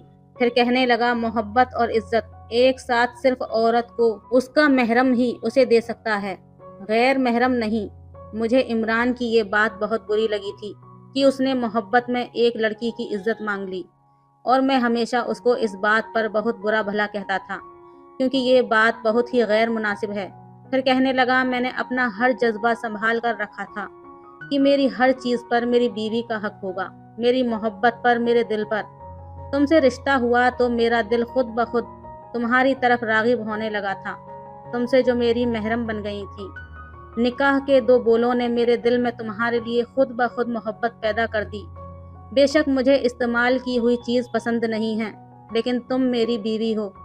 मियाँ बीवी एक दूसरे का लिबास होते हैं, और लिबास इंसान को पर्दे में रखता है, उसके ऐब को भी छुपा लेता है। इसलिए मेरा फ़र्ज़ है कि मैं तुम्हारा ये ऐब छुपा लूँ। ये कहकर उसने मेरा हाथ थामा। मैं पत्थर की बन गई। मैं सोच भी नहीं सकती थी कि अब्दुल वाहिद का दिल इतना बड़ा भी हो सकता है। बस 1 मिनट लगा था। मेरे दिल में अब्दुल वाहिद की मोहब्बत इमरान से कई गुना बढ़ चुकी थी। चाहे जाने के काबिल था। वो मुझे माफ़ कर चुका था, इमरान से दोस्ती भी ख़त्म कर चुका था। उसके बाद इमरान कभी घर नहीं आया हमारे, ना ही अब्दुल वाहिद ने कभी उसका जिक्र किया। मेरी शादी को 8 साल बीत चुके हैं। हमारे 2 बच्चे हैं। अब्दुल वाहिद ने मुझसे कभी भी मेरे अतीत के हवाले से मुझे ताना नहीं दिया, और मेरा ये हाल है कि मैं उसकी दीवानी हो चुकी हूँ। उसकी ज़ुबान से निकला हुआ हर लफ्ज़ मेरे लिए हुक्म का दर्जा रखता है। असल मोहब्बत वही है जो अपने महरम से की जाती है, क्योंकि वो आपको मोहब्बत के साथ इज्जत भी देता है। दूसरी मोहब्बतों की तरह मोहब्बत के बदले इज्जत नहीं मांगता। खुदारा अपने महरम से मोहब्बत करें और गैर महरम की चार मोहब्बत वाले जुमले से अपनी ज़िंदगी और अपनी इज्जत को तबाह ना करें। और अपनी राय कमेंट में ज़रूर दिया करें। तो दोस्तों, ये थी आज की कहानी। कहानी आपको कैसी लगी हमें कमेंट में ज़रूर बताएं। वीडियो अच्छी लगे तो लाइक करें, शेयर करें, सब्सक्राइब करें। धन्यवाद करें। धन्यवाद करें। मेरी बीवी बहुत खूबसूरत थी, लेकिन मैं एक एक्सीडेंट में अपाहिज हो चुका था, इसलिए मैं अपनी बीवी की ख्वाहिश को पूरा नहीं कर पा रहा था। मेरी बीवी रोज़ दुल्हन की तरह तैयार होकर अलग कमरे में सोया करती और उसके कमरे से बड़ी ही रोमांटिक आहें भरी आवाज़ें आती। ये देखकर मुझसे सहन नहीं होता था। एक रात मैंने अपनी बीवी के कमरे में छुपकर देखा तो मेरी बीवी को मेरा ही मैनेजर बड़ी ज़ोर ज़ोर से किसी का मोहताज होना एक बहुत ही बड़ा दर्द है। उस पर मेरी पत्नी की हरकतें मुझे और भी शक में डाल रही थी। मैंने बड़ी बेबसी से अपनी मुर्दा टांगों को देखा था, जो चलने फिरने के काबिल न थीं। मुश्किल से मैंने व्हील चेयर को अपने बेड के पास किया और अपने हाथों से बेजान टांगों को बेड से नीचे किया और व्हील चेयर पर बैठ गया। ये सब करने में ही मेरे पसीने छूट गए थे। मैं पूरी तरह से हाँफ रहा था। रात के अंधेरे में सामने वाले कमरे से मेरी पत्नी की आने वाली आवाज़ों ने मेरे होश उड़ा दिए थे। वो रोज़ मुझे दवा खिलाकर मेरे कमरे से निकलकर सामने कमरे में जाकर दरवाज़ा बंद कर लेती थी। रात की खामोशी में मुझे अपनी बीवी की अजीबो-गरीब सी आवाज़ें आती थीं कि जिसे सुनकर ही मेरा कलेजा फटने लगता था। रात भर मैं सुकून से सो नहीं पाता था। फिर वो दरवाज़ा सुबह ही खुलता था और जब मेरी बीवी कमरे से बाहर आती तो उसके चेहरे पर एक मुस्कुराहट सजी होती थी। उसका हसीन रूप उस वक्त और भी जगमगा रहा होता। उसके गीले बाल मेरी जान निकालने लगते थे जब मैं पूछता कि तुम रात को मेरे साथ क्यों नहीं सोई, उठकर क्यों चली जाती हो, तो वो कोई भी जवाब नहीं देती। बस एक अजीब सी मुस्कुराती हुई नज़र मेरे बेजान पैरों पर डालती, जैसे वो कह रही हो कि तुम एक अपाहिज मर्द मुझे दे ही क्या सकते हो। वो मुझसे मुंह से कुछ नहीं कहती थी और उसकी चुप्पी मुझे अंदर ही अंदर से मार रही थी। पूरा दिन वो मेरा ख्याल रखती थी, मुझे खाना भी अपने हाथ से खिलाती थी, लेकिन रात को खूबसूरत सी साड़ी पहनती और अच्छे से तैयार होती और दूसरे कमरे में जाकर दरवाज़ा बंद कर लेती। रात भर जो तकलीफ़ वो मुझे देती थी, मेरे लिए वो मेरी जान निकालने के लिए काफ़ी था। औरत का सजना संवरना बेमायने नहीं होता। एक बार मैंने खाना खाते हुए उसका हाथ पकड़ लिया और उसे कहने लगा, मुस्कान, तुम रात को मेरे पास ही रहोगी, मुझे छोड़कर कहीं नहीं जाओगी। मुझे तुम्हारे बिना नींद नहीं आती। तुम तो जानती हो कि मैं तुमसे कितनी मोहब्बत करता हूँ। देखना, बहुत जल्द मैं अपने पैरों पर खड़ा हो जाऊँगा, चलने फिरने लगूंगा। मेरी आंखें बेबसी के मारे गीली हो गई थीं। ये मेरी बेबसी की आखिरी हद थी। जो तकलीफ, जो दर्द मैं रातों को सह रहा था, वो मुझे बर्दाश्त नहीं हो रहा था। मैं क्या, कोई भी मर्द बर्दाश्त नहीं कर सकता था कि उसकी पत्नी सच संवर कर दूसरे कमरे में चली जाए और पति को अकेला कमरे में छोड़ जाए।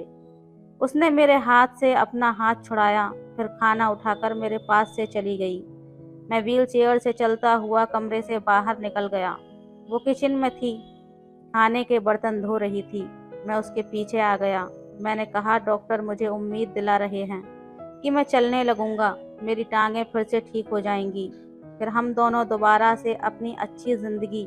मेरी बात पर एक कांच का गिलास जोर से मुस्कान ने जमीन पर गिराया था। वो गुस्से से मेरी व्हील चेयर पकड़े मुझे बाहर गैलरी में ले आई। 10वीं मंजिल से नीचे देखते हुए भी डर महसूस होता था। कहने लगी, तुम यूं ही मोहताज और अपाहिज ही अच्छे लगते हो, समझे? अगर तुमने अपने ठीक होने की बात की तो यहाँ से नीचे फेंक दूंगी। भगवान करे तुम कभी भी ठीक ना हो, ऐसे ही रहो बेबस मोहताज, दूसरों के सहारे जिंदगी गुजारो। वो बड़े गुस्से और कहर भरी नज़रों से मुझे देख रही थी।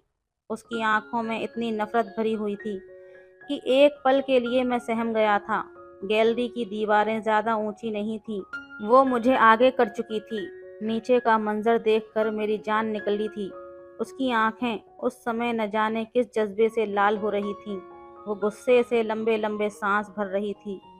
پھر میری ویل چیئر پیچھے کر دی، مجھے میرے کمرے میں لے آئی، مجھے بیڈ پر سہارا دے کر لٹا دیا اور دوا کھلا کر میرے کمرے کا دروازہ پورا کھول کر سامنے والے کمرے میں چلی گئی۔ زور سے اس دروازے کو بند کیا جس کمرے میں وہ آج کل رہنے لگی تھی۔ اس کمرے کا ایک دروازہ باہری طرف بھی کھلتا تھا۔ جس طرح کی آوازیں اس کے کمرے سے آتی تھیں وہ سن کر میں موت کی طرف جا رہا تھا۔ مجھے اپنی بے جان ٹانگوں پر اب غصہ آنے لگا تھا۔ میں نے بے بسی سے اپنی ٹانگوں پر مکے مارنے شروع کر دیے۔ اگر میں ٹھیک ہوتا تو جان سے مار ڈالتا اس آدمی کو جس کے ساتھ میری پتنی ہنس ہنس کر باتیں کر رہی تھی۔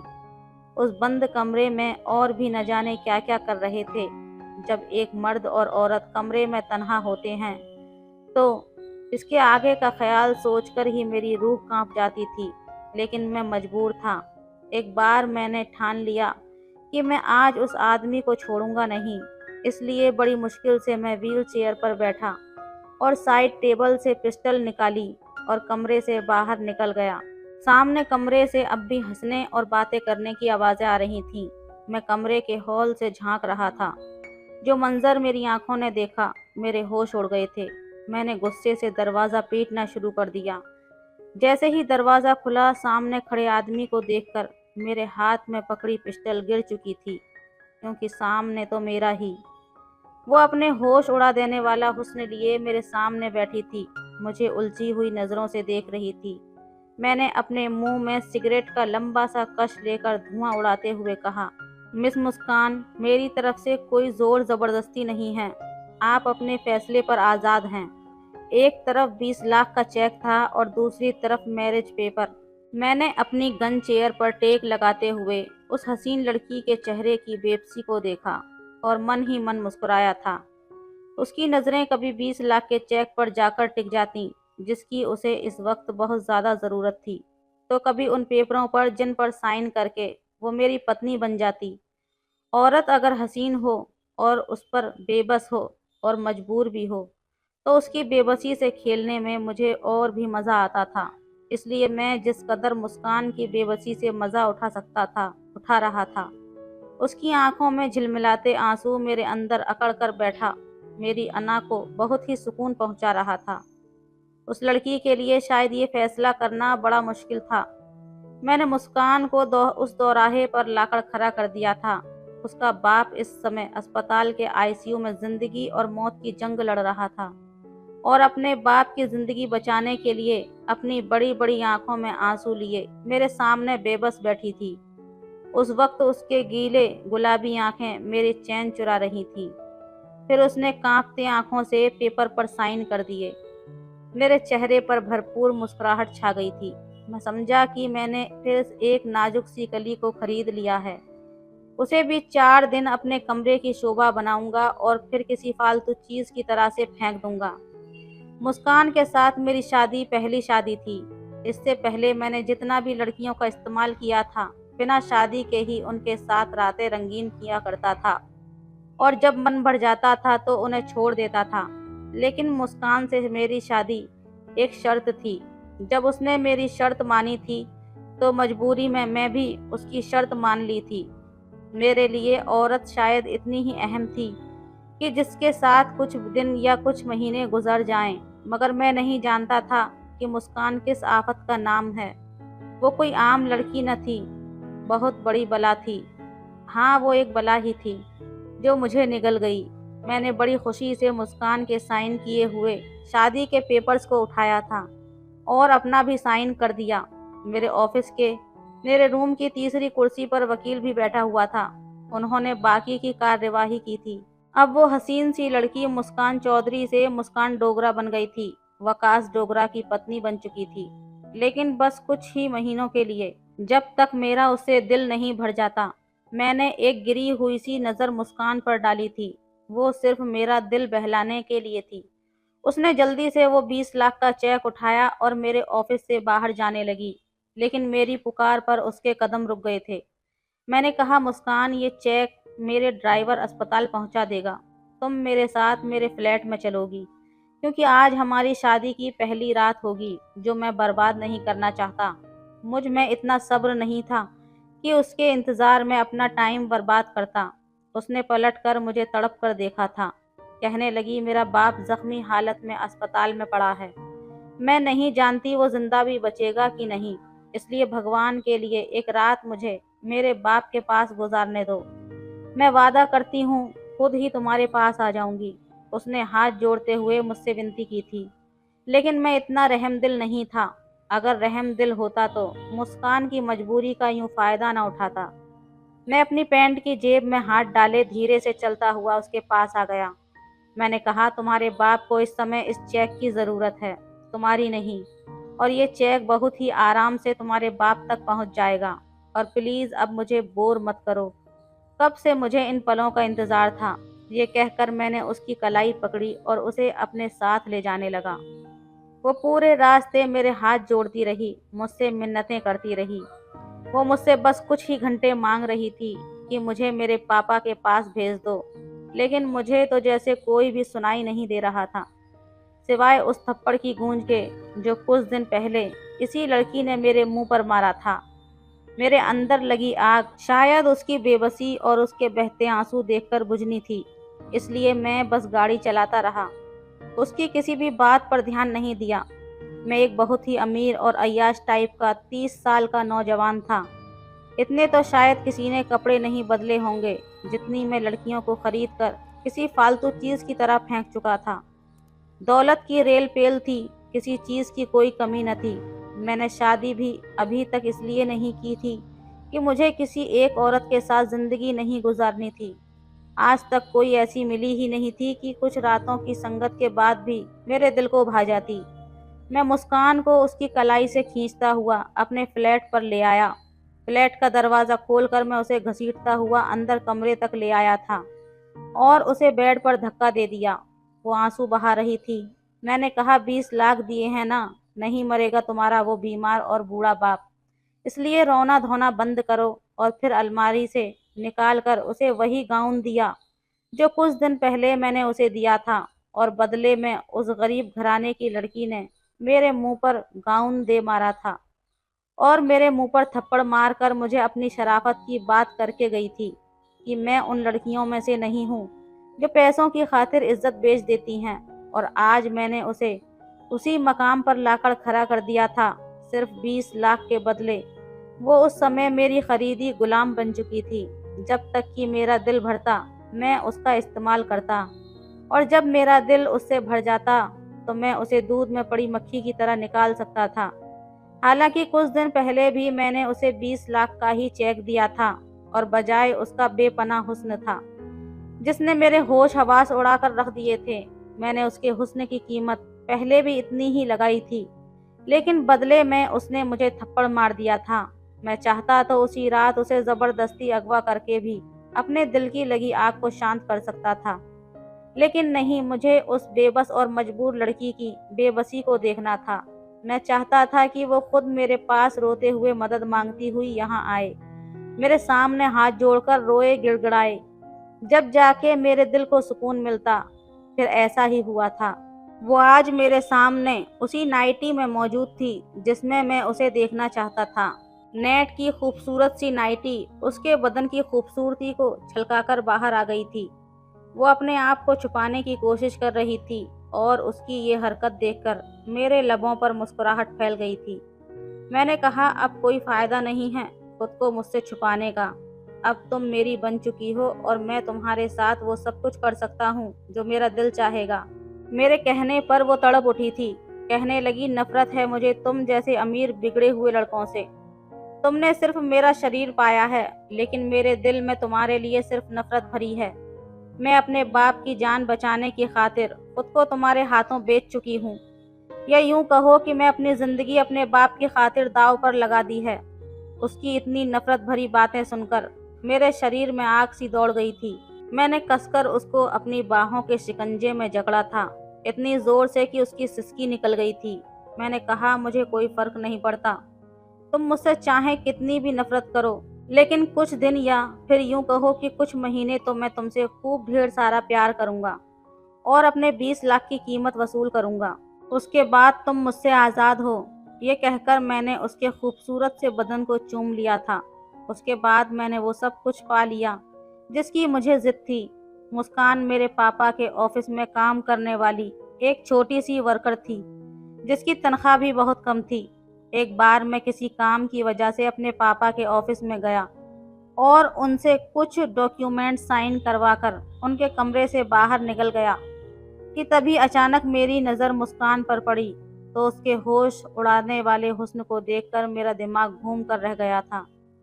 بلیک کرتا، اس پر پنک کلر کا بڑا سا دوپٹہ شولڈر پر پھیلائے، وہ چپ چاپ سے کمپیوٹر کی اسکرین پر نظریں جمائے تیزی سے کی بورڈ پر انگلیاں چلا رہی تھی۔ میرے بس اچانک سے ہی نظر اس کی طرف اٹھی تھی، لیکن اس کے حسن کو دیکھ کر تو نظریں پلٹنا ہی بھول گیا تھا۔ شاید میری نظروں کی تپش کا اثر تھا کہ مسکان الجھن کا شکار ہوئی تھی۔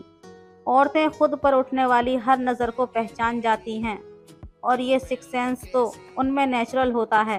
شاید اس لیے مسکان نے مجھے بڑی ناپسندیدہ نظروں سے گھورا تھا۔ میرے مسکراہٹ اور بھی گہری ہو گئی تھی۔ میں کسی کام سے پاپا کے آفس میں آیا تھا، لیکن مسکان کی خوبصورتی نے مجھے مجبور کر دیا تھا کہ میں واپس پاپا کے کیبن میں گیا۔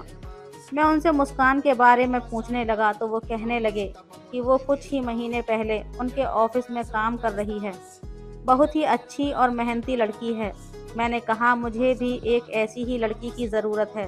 اگر آپ مسکان سے کہیں کہ وہ میرے آفس میں کام کر لے تو میری مشکل آسان ہو جائے گی۔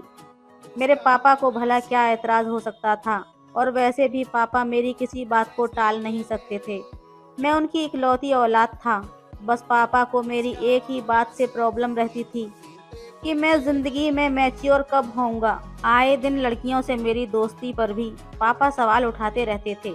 میری ماں بھی چاہتی تھی کہ اب میں شادی کر کے سیٹل ہو جاؤں، لیکن میں شادی کے جھنجھٹوں میں پڑنا نہیں چاہتا تھا۔ میں آزادی سے کھل کر اپنی زندگی کو انجوائے کرنا چاہتا تھا۔ میں نے اپنا ایک الگ سے فلیٹ لے رکھا تھا۔ زیادہ تر میں اپنی اسی فلیٹ میں رہتا تھا اور لڑکیوں کو بھی وہیں پر لے کر جاتا۔ ممی پاپا کے ساتھ بہت کم رہتا تھا۔ یوں مسکان کو میرے آفس میں شفٹ کر دیا گیا۔ میں نے سب سے پہلے کام یہی کیا کہ اس کی تنخواہ بڑھا دی۔ وہ خوش ہو گئی تھی، لیکن اب تک اسے میرے ارادوں کی خبر نہیں تھی۔ اسے کام کرتے کچھ ہفتے گزرے تھے۔ میں اسے کسی بھی کام کے لیے کہتا تو وہ چپ چاپ وہ کام کر دیتی تھی، میرے کسی بھی بات کو نہ نہیں کرتی تھی۔ لیکن اس نے پہلی بار میرے کام کے لیے نہ کہا کہ جب میں نے اس سے کہا کہ میرے آفس میں کام کرنے کے رول کچھ الگ ہیں۔ مجھے کام کرنے والی لڑکیوں کا لک ماڈرن چاہیے، اس لیے اگر تم یہ جو بڑا سا دوپٹہ اوڑھ کر رکھتی ہو اسے اتار کر کچھ ماڈرن کپڑے پہن کر کام کرو تو اچھا ہوگا، اور اس کے لیے میں تمہاری تنخواہ ڈبل کر دوں گا۔ میری بات سن کر اس نے کہا کہ میں جو کپڑے پہنتی ہوں ان میں خود کو کمفرٹیبل فیل کرتی ہوں۔ مجھے اپنا لک چینج کرنے کی کوئی ضرورت نہیں ہے۔ جب میں تمہارے پاپا کے آفس میں کام کرتی تھی تب بھی انہیں مجھ سے کوئی دقت نہیں تھی، اس لیے تم مجھے واپس اپنے پاپا کے آفس میں بھیج دو تو اچھا ہے، کیونکہ مجھے یہ سب کرنا منظور نہیں ہے۔ اس کے انکار نے میرے اندر تو آگ سی لگا دی تھی۔ آج تک اتنی ہمت میرے آگے کسی لڑکی نے نہیں دکھائی تھی۔ میں یہ تو اچھی طرح جانتا تھا کہ ایسی لڑکیاں جو اپنے گھر کی خراب حالت کی وجہ سے کمانے کے لیے باہر نکلتی ہیں، خود پر خودداری کے لیول کے طور پر بڑا سا دوپٹہ لپیٹ کر رکھتی ہیں، اپنا حسن چھپا کر ہم جیسے عیاش لڑکوں کے سامنے خود کو عزت دار ثابت کرنے کا یہ ان کا ایک پرانا ہتھ کنڈا ہے۔ اس ٹائپ کی لڑکیاں اپنے حسن کو چھپا کر اس کی قیمت بڑھاتی ہیں، اور پھر جب ہم ان کی قیمت بڑھاتے ہیں تو ان کی شرافت کی چادر اترنے میں دیر نہیں لگتی۔ اس لیے میں نے بھی ایسا ہی کیا تھا۔ میں نے اگلے ہی دن مسکان سے کہا کہ تمہیں میرے ساتھ ایک بزنس لنچ پر جانا ہے، اس لیے تم میرے ساتھ چلو۔ سب سے پہلا سوال اس نے یہ کیا، کیا وہ آفس کے ٹائمنگ پر واپس آ جائے گی، کیونکہ وہ زیادہ دیر تک نہیں رک سکتی۔ میں نے کہا ہاں، تم آفس ٹائمنگ میں ہی لوٹ آؤ گی۔ میری بات سن کر وہ میرے ساتھ جانے کے لیے تیار ہو گئی۔ میں اسے ایک ریسٹورنٹ میں لے گیا۔ میرے کچھ کلائنٹ وہاں موجود تھے۔ میٹنگ اور لنچ کے بعد وہ چلے گئے۔ میں مسکان کو بہانے سے اسی ہوٹل کے کمرے میں لے آیا، لیکن جب میں نے اسے اپنے ارادے کے بارے میں بتایا تو وہ غصے سے لال ہو گئی تھی۔ میں نے 20 लाख का चेक और एक बेहुदा सा लिबास उसके सामने रख दिया और ये भी कहा कि जब तक चाहूँ तुम्हें यूज़ कर सकता हूँ, तुम मुझे इनकार नहीं करोगी। मैं जानता था कि वो अपनी कीमत कुछ बढ़ाना चाहेगी और 20 लाख की रकम भी कम न थी, लेकिन ऐसा नहीं था। उसने वो चेक और वो ड्रेस मेरे मुंह पर दे मारा और कहने लगी कि मैं एक शरीफ और इज्जतदार घर की लड़की हूँ। वो मुझ पर एक नफरत भरी नजरें डालती हुई कमरे से बाहर चली गई थी। उसने मेरे ऑफिस की नौकरी भी छोड़ दी। ये बात मेरे जैसे अय्याश आदमी से कहाँ बर्दाश्त होनी थी। इसलिए सबसे पहले मैंने अपने पापा से मुस्कान की पूरी डिटेल्स ली और कहा कि वो भी मुस्कान को अपने ऑफिस में नौकरी पर ना रखें। मेरे पापा ने वजह पूछी, लेकिन मैंने बस कह दिया वो लड़की ठीक नहीं है। मेरे पापा ने मेरी बात मान ली और मुस्कान को दोबारा नौकरी पर नहीं रखा। उसके बाद मैंने उसके बाप का एक्सीडेंट करवा दिया, उसे जिंदगी और मौत तक पहुंचा दिया। और अब जब वो मेरे पास मदद के लिए आई तो मैंने उसे साफ कह दिया कि मिस मुस्कान, अगर आप चाहती हैं कि मैं आपकी कुछ मदद करूं, तो अपनी शराफत और ये ख़ानदानी इज्जत को मेरे ऑफिस से बाहर रख कर आइएगा। वो कहने लगी, मुझे तुम्हारी शर्त मंजूर है, लेकिन बदले में तुम्हें भी एक शर्त माननी पड़ेगी। मैंने हैरत से उसकी तरफ देखा। मैंने कहा, कैसी शर्त? उसने कहा, तुम चाहे मुझे एक रात के लिए इस्तेमाल करो या फिर 4 रातों के लिए, या जब तक तुम्हारा मन करे मुझे इस्तेमाल कर सकते हो, लेकिन मुझे हाथ लगाने से पहले तुम्हें मुझसे शादी करनी पड़ेगी। बिना शादी के तुम मुझे नहीं छुओगे। बेशक तुम मुझे चाहे एक रात के बाद ही तलाक दे देना, लेकिन मैं बिना शादी किए तुम्हारे साथ नहीं रहूंगी। उसके बात सुनकर मैं दंग रह गया था, और फिर उसकी बात मेरे लिए एक एडवेंचर भी थी। आज से पहले मैंने कभी किसी लड़की के साथ ऐसा नहीं किया था। उसकी बात पर मैं जोर से हंसा था और एक वकील को अपने कमरे में बुला लिया। खैर, ये शादी मुस्कान के लिए शादी होगी, लेकिन मेरे लिए ये कोई भी अहमियत नहीं रखती थी। वो मेरे लिए सिर्फ कुछ दिन या कुछ महीने की अय्याशी का सामान थी। आज वो लड़की मेरी बाहों में थी, मेरे ही फ्लैट के कमरे में, मेरे बेड पर अब बेबसी के आंसू बहा रही थी। उसकी अकड़ मैंने कुछ ही दिन में तोड़ कर रख दी थी। मेरे अंदर का हैवान परस्त इंसान इस कमजोर सी लड़की से अपनी बात मनवा कर बहुत ही शांत हो चुका था। मुस्कान का बाप तड़प तड़प कर अस्पताल में दम तोड़ चुका था। वो अगले दिन अस्पताल पहुंची तो बाप के मुर्दा शरीर को देखकर रोने लगी थी, लेकिन मुझे इस बात से कोई फर्क नहीं पड़ता था। मुस्कान का उसके बाप के अलावा और कोई नहीं था। उस दिन वो अपने बाप का मातम मनाती रही, लेकिन मेरे अंदर न जाने क्यों उस लड़की की तलब अब दिन ब दिन बढ़ने लगी थी। हालांकि मेरा बदला पूरा हो चुका था। मैं उसे पत्नी बनाकर रखना नहीं चाहता था, लेकिन शायद उसके हुस्न का भूत मेरे सर से अभी तक नहीं उतरा था। इसलिए उसके घर से उसे वापस अपने फ्लैट पर ले आया। इस बार उसकी आंखों में मेरे लिए पहले से भी ज्यादा नफरत थी, लेकिन मुझे कहाँ किसी बात की परवाह थी। मुझे लगा बस कुछ दिन का खुमार है, जैसे ही मुस्कान के हुस्न का खुमार मेरे सर से उतरेगा, मैं मुस्कान के मुंह पर तलाकनामा मारकर उसे चलता कर दूंगा। लेकिन वो तो किसी नशे की तरह मेरे अंदर उतरने लगी थी। हर बार वो मुझे पहले से भी ज्यादा हसीन लगती थी, इतनी कि मैं कई कई घंटे बस उसे ही देखता रहता था। हालांकि मुझे आज तक मुस्कान से बदले में मोहब्बत नहीं मिली थी। उसकी आंखों में मेरे लिए सिर्फ एक ही जज्बा था, और वो था नफरत का। जितना मैं उसकी संगत में रहता, उतनी ही वो मुझे अच्छी लगने लगी थी। उसका उदास चेहरा भी मुझे लुभाने लगा था। एक बार वो बहुत बीमार हो गई थी और तब मेरी जान पर बनी थी। उसे बुखार में तपते देखकर मेरा दिल तड़प उठा था। उस समय मुझ पर यह खुलासा हुआ कि मैं तो मुस्कान से मोहब्बत कर बैठा हूँ। उसकी तकलीफ मुझे बर्दाश्त नहीं हुई थी। मैं रात भर उसकी खातिर जागता रहा, उसका ख्याल रख रहा था। कुछ दिन में वो ठीक हो गई थी। 6 महीने गुजर चुके थे, लेकिन अब भी वो मेरी पत्नी थी। एक बार उसने मुझे खुद ही पूछ लिया कि तुम मुझे तलाक कब दोगे, क्योंकि ये तो मैं उसे पहले ही बता चुका था कि मैं उसके साथ कुछ दिन या फिर कुछ महीने ही रहूँगा।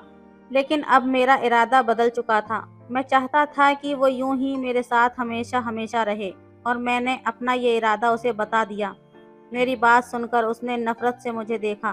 कहने लगी, मुझे तुम्हारे साथ अपनी पूरी जिंदगी नहीं गुजारनी, मुझे हर सूरत में तलाक चाहिए। तुमने तो खुद कहा था कि मुझे छोड़ दोगे। ये कहते हुए वो फूट फूट कर रो पड़ी थी। मैंने कहा, मुस्कान, ये मेरे लिए मुमकिन नहीं है। मैं पता नहीं कब तुमसे दिल लगी करते करते तुमसे दिल लगा बैठा हूँ, इसलिए अब तुम्हें छोड़ नहीं सकता। मैं तुमसे बहुत प्यार करता हूँ। अब तुम्हारे बगैर जीने के बारे में मैं सोच भी नहीं सकता। प्लीज मुस्कान, जो हुआ उसे भूल जाओ और तुम भी मेरी मोहब्बत को स्वीकार कर लो। तुम जैसे यहाँ रह रही हो रहती रहो। लेकिन वो मुझसे लड़ने लगी थी, कहने लगी मुझे छोड़ दो। उसकी हालत दीवानों जैसी होने लगी थी।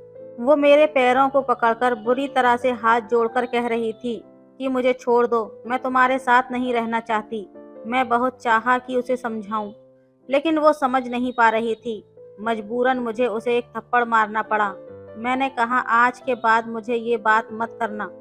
तुम यूं ही मेरे साथ पूरी जिंदगी रहोगी, समझी। मैं ये कहकर ऑफिस के लिए घर से निकल गया। मुस्कान पर जो पागलपन का दौड़ा पड़ा था, उसे हटाने के लिए मुझे उसे थप्पड़ मारना पड़ा था। लेकिन अब मुझे बहुत अफसोस हो रहा था कि मैं मुस्कान पर हाथ कैसे उठाया। उस दिन मैं टेंशन में कार भी बहुत तेज चला रहा था, और जिसका नतीजा ये निकला कि सामने आने वाली गाड़ी से अचानक से मेरी एक्सीडेंट हो गया। मेरी गाड़ी कलाबाजी खाकर लुढ़क गई थी। मैं बेहोश हो चुका था। जब होश में आया तो मैं हॉस्पिटल में था। मेरे पापा के साथ मुस्कान भी मौजूद थी। उसी समय मैं अपने पापा के सामने मुस्कान को अपनी पत्नी स्वीकार कर लिया था। मेरे पापा ये सुनकर मुझसे नाराज हो गए थे, लेकिन मैं जिस हालात में पहुंच गया था, मुझे कुछ भी नहीं कह सकते थे। मेरी दोनों टांगों में फ्रैक्चर हो चुका था। डॉक्टर ने मेरी दोनों टांगों पर प्लास्टर चढ़ा दिया था। डॉक्टर का कहना था कि कुछ महीने तक तुम अपने पैरों पर खड़े नहीं हो सकते। एक हफ्ते तक अस्पताल में रहने के बाद अपने माँ बाप के घर के बजाय मैं मुस्कान के साथ फ्लैट में चला गया। वो मेरा ख्याल रख रही थी। उसका रवैया भी बदल चुका था, लेकिन मुझे रात को दवा देने के बाद मेरे कमरे से बाहर निकल जाती थी। फिर पूरी रात वो कमरे में नहीं आती थी। मैं उस समय इस कदर मोहताज हो चुका था कि खुद से बेड से नहीं उठ सकता था। मेरे कमरे का दरवाज़ा खुला हुआ था। वो सामने कमरे में थी, लेकिन उसके कमरे का दरवाज़ा बंद था। रात की खामोशी ने मुझे सामने कमरे से सिसकियों की आवाज़ें आ रही थीं। उस समय कौन था जो कमरे में मुस्कान के साथ मौजूद था? मेरा जी बेहद घबराने लगा था। शायद मेरा वहम है, लेकिन ये वहम नहीं था, क्योंकि अब मुझे रोज़ ही ऐसी अजीबो-गरीब आवाज़ आने लगी थी, जो मेरे लिए बहुत ही दर्द का कारण बनती जा रही थी। मेरे ऑफिस के काम के सिलसिले में मुस्कान ही मुझे फाइल साइन करके लिए देती थी। मेरे ऑफिस का मैनेजर रोज़ आता था। जो भी ज़रूरी काम होता, उससे घर पर ही डिस्कस करता था, और फिर वो चला जाता था। काफ़ी जिम्मेदार और शरीफ लड़का था। अपने काम से काम रखता था। मैं भी सोच नहीं सकता था कि आज वही मेरी पत्नी के कमरे से बाहर निकलेगा। मैंने कहा, तुम? वो कहने लगा, हाँ मैं। आज मेरी आंखों में आंखें डाले मुझे देख रहा था। मुस्कान भी उसके साथ खड़ी थी। उसने कुछ फाइल मेरे सामने रख दी और कहने लगी, तुम्हारी सारी जायदाद मैंने अपने नाम कर ली है, और अगर तुमने मुझे तलाक नहीं दी तो मैं तुम्हें जान से मारने से भी पीछे नहीं हटूंगी। मैं हैरत से मुस्कान को देख रहा था।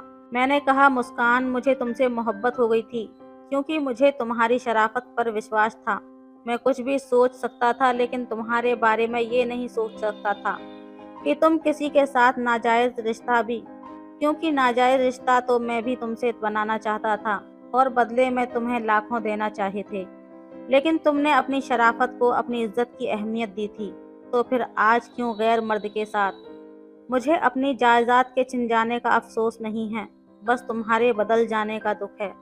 बेहतर है कि तुम मेरी जान ले लो, लेकिन मैं तुम्हें तलाक नहीं दे सकता। तुमसे जुदा होकर भी तो मैं मर ही जाऊंगा। इससे अच्छा है कि तुम्हारे नाम के साथ ही इस दुनिया से चला जाऊं। मैंने ज़मीन पर गिरी पिस्टल हाथ में ली और कांपते हाथों से मुस्कान को थमा दी। मुस्कान ने पिस्टल हाथ में ले ली थी, लेकिन अगले ही पल वो रोने लगी थी। वो मैनेजर कहने लगा, मुस्कान मेरी बहन है। मैं दुबई में नौकरी करने गया था, लेकिन वहाँ मुझे किसी ने झूठे इल्ज़ाम में जेल भेज दिया था। लेकिन जब मैं वहाँ से छूटकर वापस आया तो मुस्कान ने मुझे सारी कहानी सुनाई थी, और मुझे बहुत दुख हुआ था। तुमने मेरे बाप के साथ जो भी किया, मैंने और मुस्कान ने उसका बदला लिया है। اس لیے میں نے تمہارے آفس میں نوکری کی، تمہارا بھروسہ جیتا، پھر تمہارا ایکسیڈنٹ کروایا اور اس کے بعد تمہیں تکلیف دینے کے لیے ڈرامہ رچایا۔ یہ سن کر میں خود شرمندہ ہو کر رہ گیا تھا۔ میں نے مسکان سے اپنے ہر غلط رویے کی معافی مانگ لی تھی۔ عورت کی سہنشیلتا مرد سے کہیں زیادہ ہوتی ہے۔ اس نے مجھے معاف کر دیا تھا۔ میں ویل چیئر پر بیٹھا ہوا تھا، وہ میرے گھٹنوں پر سر رکھ کر بیٹھ گئی۔ مسکان کا محبت بھرا اسپرش پا کر آج پہلی بار میرے اندر سکون اتر آیا تھا۔ تو دوستو، یہ تھی آج کی کہانی۔ ویڈیو کیسی لگی ہمیں کمنٹ کر کے ضرور بتائیں۔ کہانی اچھی لگے تو لائک کریں، شیئر کریں، سبسکرائب کریں۔ دھنیہ واد۔